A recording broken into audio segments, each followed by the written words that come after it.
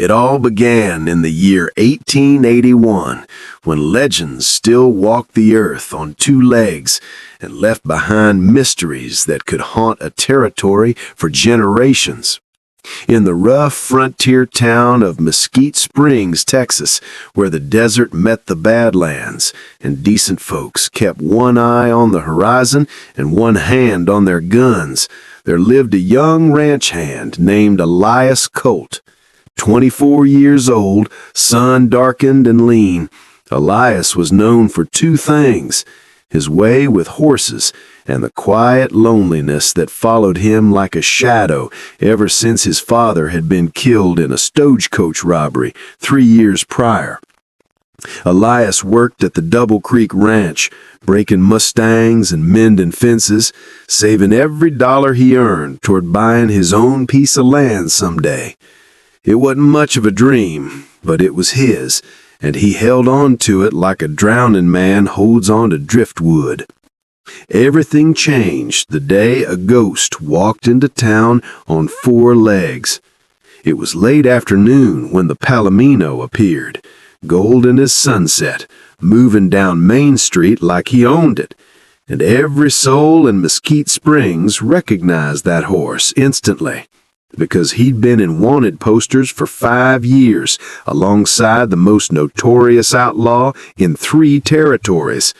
That was Judas, the legendary stallion of Black Jack Mercer, the man who'd stolen over $200,000 from banks, trains, and mining payrolls, and had never been caught.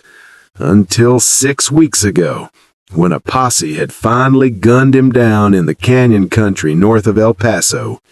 But Black Jack had died without revealing where he'd hidden his fortune, and now his horse had appeared like a phantom, carrying secrets nobody could read.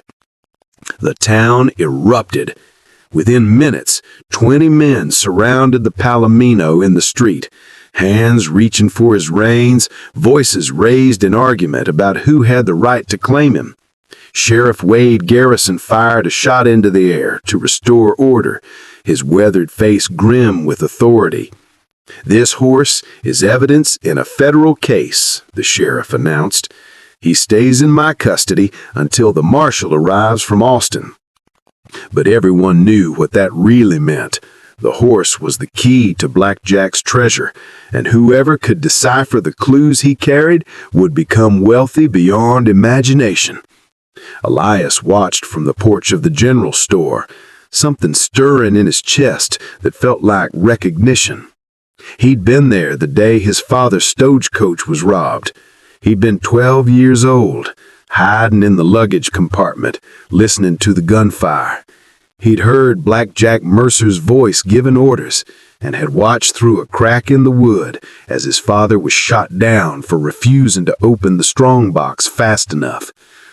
The palomino turned his head, and his dark eyes seemed to find Elias across the crowd. The horse nickered, soft and low, like a question. That night, Elias couldn't sleep. He kept thinking about Judas, kept seeing those intelligent eyes. Around midnight, he pulled on his boots and walked to the sheriff's stable where the palomino was being kept under guard. Deputy Frank Holloway was supposed to be watching, but I found him asleep in a chair, an empty whiskey bottle at his feet. The deputy had always been weak that way. Elias slipped past him and approached the stall. Judas stood in the shadows, head high, watching him approach. The horse didn't shy or stamp. He simply waited, as if he'd been expecting this. "Hey, boy, you remember me? I was there that day. The Wells Fargo stage outside Langtree." The palomino's ears flicked forward. Elias noticed then things that the excited crowd had missed. The horse's saddle was still in place, covered in trail dust but carefully maintained. The saddlebags were present but appeared empty, and carved into the leather of the saddle itself, almost invisible unless you were looking close, were symbols. Not letters, not words, just marks that looked like they'd been burned into the leather with a hot knife. A circle, 3 lines, a triangle, something that might have been a bird or just a scratch. "You're the map," he breathed. "He turned you into a living treasure map." A boot scraped behind him. Elias spun to find Sheriff Garrison standing in the stable doorway, lamp in hand, face unreadable in the flickering light. "Seems I'm not the only one who can't sleep," the sheriff said quietly. "What you find, son?" Elias could have lied, should have lied, but something in the sheriff's eyes made him tell the truth. He showed Garrison the symbols carved into the saddle. The sheriff studied them for a long moment, then looked at Elias with an expression that was part respect, part warning. "You know what you're getting into if you follow this trail?" the sheriff asked. "Half the outlaws in Texas are going to be looking for this horse, and the other half are going to be looking for whoever finds what it leads to." "I know," Elias said. "Why risk it?" "Because Black Jack Mercer killed my father, and if his treasure is out there, it belongs to the people he stole from, including my family." Sheriff Garrison was quiet for a moment. Then he did something unexpected. He handed Elias the lamp. "I'm a tired old man, and my eyes aren't what they used to be.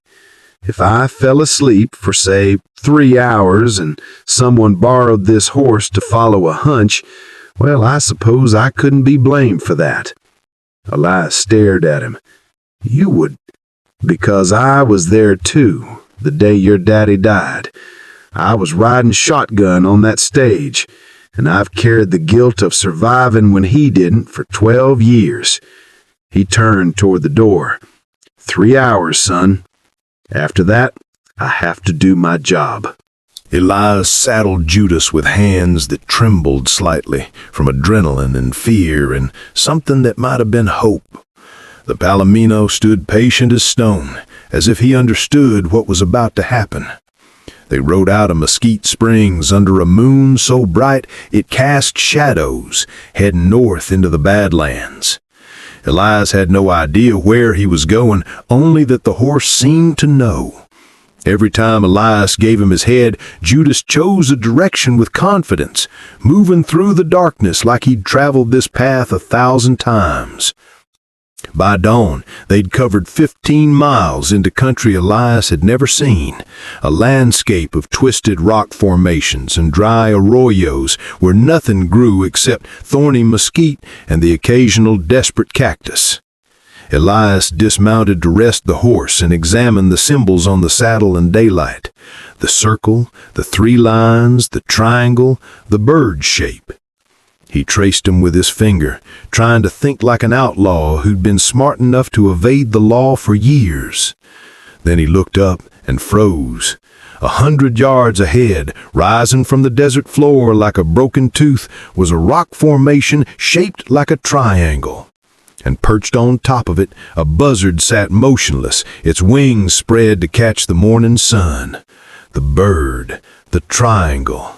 "You son of a gun," Elias whispered. "You marked the landmarks." He remounted and rode toward the formation, and Judas picked up speed, ears forward with what looked almost like eagerness. Beyond the triangular rock, Elias found a dry creek bed, 3 parallel channels carved into the stone by ancient water. The 3 lines. He was following a map that had been hidden in plain sight, and each symbol corresponded to a geographical feature. Black Jack had been brilliant. Without the horse, without knowing where to start, you could search for 100 years and never put the pieces together. But Elias had the horse, and Judas remembered. They traveled for 2 more days, stopping only to rest in the shade during the worst heat, moving at night when the desert cooled. Elias shared his water and jerky with the palomino, talking to him in the darkness, and gradually a strange companionship formed between the young ranch hand and the outlaw's horse. "You loved him, didn't you?" Elias asked on the second night, his voice quiet under the stars. even though he was a killer, even though he did terrible things? Judas turned his head and blew softly against Elias's shoulder. "I get it," Elias said. "You don't choose who you're loyal to, it just happens." On the third day, as the sun reached its zenith and the heat became a physical thing pressing down from above, they found the circle. It was a natural stone formation, a perfect ring of rock, maybe 60 feet in diameter, like the rim of an ancient crater. And in the center of that circle, barely visible beneath decades of blown sand and tumbleweeds, was a stone lid covering what could only be a well shaft, or a hiding place. Elias's heart hammered as he dismounted and began clearing away the debris. The stone lid was heavy, but he managed to shift it enough to peer down into darkness. Cool air rose from below, smelling of earth and time. He needed rope, he needed a lamp, he needed hoofbats. Elias's blood turned to ice. He spun around to see 6 riders approaching from the south, moving fast, and even at a distance he could see the glint of weapons. Treasure hunters, had to be. Someone in Mesquite Springs had talked, or they'd been following him, or they'd simply been watching for anyone who took an interest in the horse. Elias had maybe 2 minutes before they arrived. Not enough time to explore the shaft, not enough time to hide, barely enough time to run. He looked at Judas, and Judas looked back, and Elias made a decision he couldn't explain, even to himself. "Go," he told the palomino, slapping his hind quarters. "Get out of here. Don't let 'em catch you." But Judas didn't run. He stood firm, ears pinned back, placing himself between Elias and the reproaching riders. "Damn it, horse, I'm trying to save you." But Judas had already been saved once by an outlaw who'd loved him. He wasn't leaving another human who'd shown him kindness. The riders arrived in a cloud of dust and surrounded him. 6 hard-faced men with guns drawn and greed in their eyes. Their leader was a scarred man with a Confederate cavalry hat and empty eyes named Cutter Boone, a former associate of Black Jack Mercer who'd been hunting this treasure for years. "Well now," Boone said, smiling without humor, "looks like the pup found the bone." "This ain't yours," Elias said, forcing his voice to stay steady even though his hand was inches from his revolver and he knew he'd be dead before he cleared leather. "It ain't yours either, boy," Boone replied. "That treasure was stolen from banks and mine payrolls. It's dirty money, and it goes to whoever's strong enough to take it."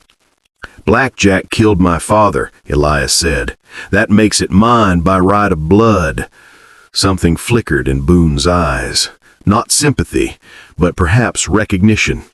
"A lot of men died for Black Jack's gold," he said. "Yours was just one of them.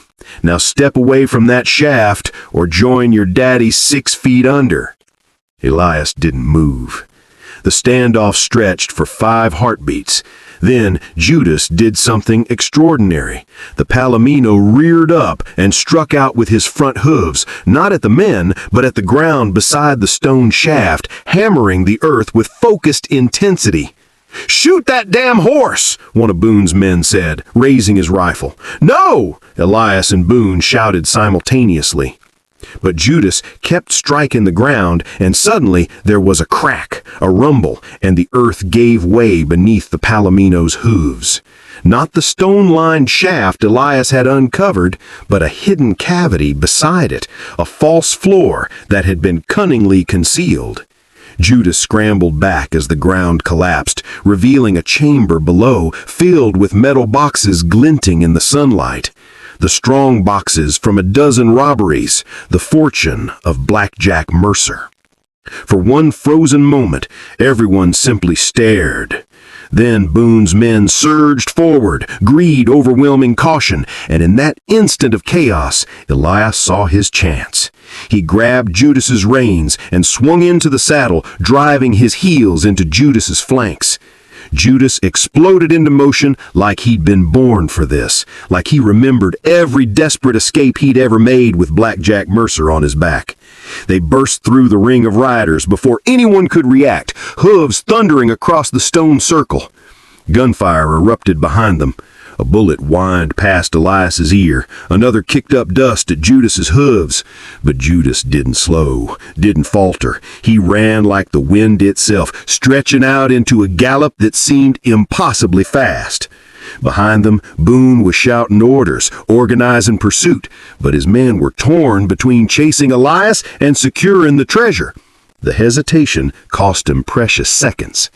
Elias leaned low over Judas's neck, urging him on, and the horse gave him everything he had. They flew across the Badlands, through arroyos and over broken ground that would have killed a lesser animal, and gradually the sounds of pursuit faded behind them. When Elias finally dared to look back, there was nothing but empty desert and heat shimmer. They'd escaped. But as the adrenaline faded, reality set in. Elias had found the treasure, but couldn't claim it.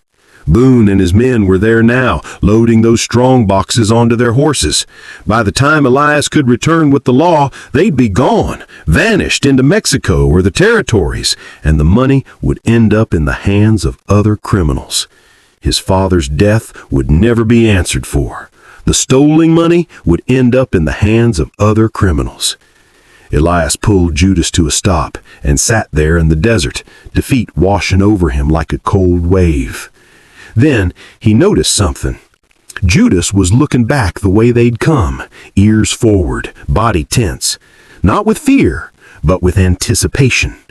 And in the distance, Elias heard something that made his heart leap. Thunder. Not the thunder of a storm, but of many horses, moving fast.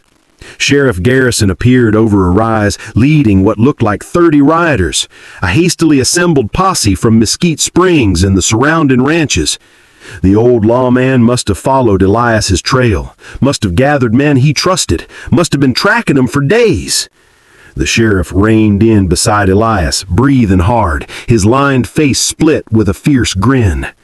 "Told you I'd give you 3 hours, son. Didn't say what I'd do after that." "They've got the treasure," Elias said quickly. 6 men, Cutter Boone reading them, in the stone circle about 2 miles east. "Then we better introduce them to frontier justice," Garrison replied.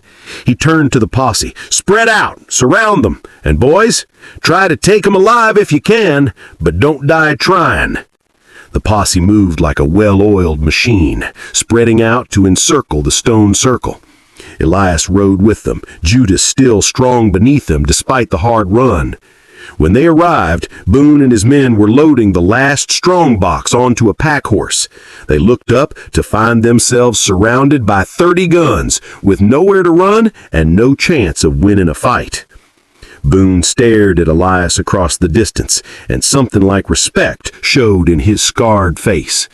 "You're tougher than you look, pup," he called out. "And you're done," Elias replied. Boone and his men threw down their weapons.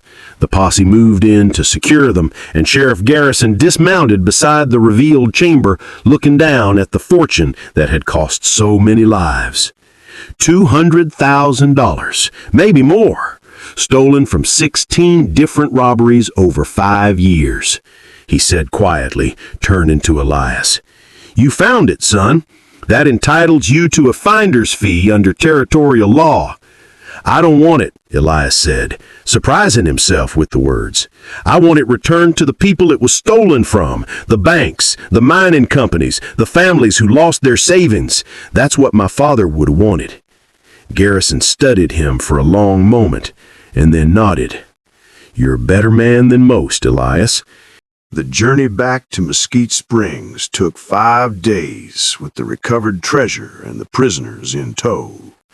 News traveled faster than horses in the West, and by the time they arrived, the entire territory knew what had happened. The newspapers called Elias a hero. The territorial governor sent a letter of commendation. The banks and mining companies, grateful for the return of at least some of their stolen money, pooled together a reward of $5,000 for Elias. But the real questions everyone had were about the horse. Judas belonged to the federal government now, technically, as confiscated property from a criminal case. But there was talk of auctioning him off, and every horse trader and rancher in Texas was preparing bids. Elias couldn't stand the thought of Judas being sold to the highest bidder, treated as just another animal, his loyalty and intelligence and heart reduced to a price tag. He went to Sheriff Garrison 3 days after their return, hat in his hands, words tumbling out before he lost his nerve. "I want to buy the horse," Elias said. "Whatever it takes, I'll use every penny of the reward money. I'll go into debt if I have to, but Judas deserves better than being auctioned off like a piece of furniture." Garrison leaned back in his chair, a small smile playing at the corners of his mouth. "The federal marshal left this morning. Before he went, he told me something interesting. Said that according to his records, the horse in question was killed along with Black Jack Mercer 6 weeks ago, shot by the posse and buried in an unmarked grave." Elias's heart started pounding, but must have been a different palomino that showed up in Mesquite Springs. Common enough horses, palominos. This one's probably just a wild Mustang who wandered into town.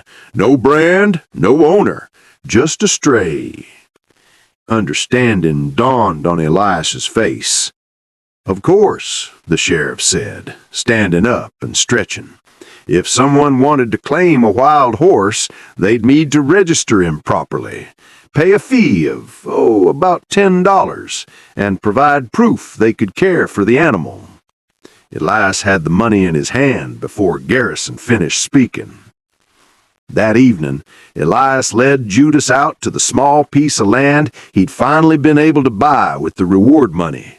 5 acres of decent grazing land with a creek running through it, and a small barn that needed work but would do. He removed the saddle with its carved symbols and hung it in the barn, a reminder of the adventure and the treasure and the strange friendship between an outlaw's horse and a ranch hand seeking justice. "New start," Elias told the palomino, stroking his golden neck. "No more running, no more treasure hunts, just you and me and honest work."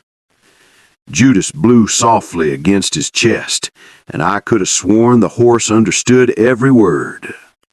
The years that followed were quiet ones, which suited Elias just fine.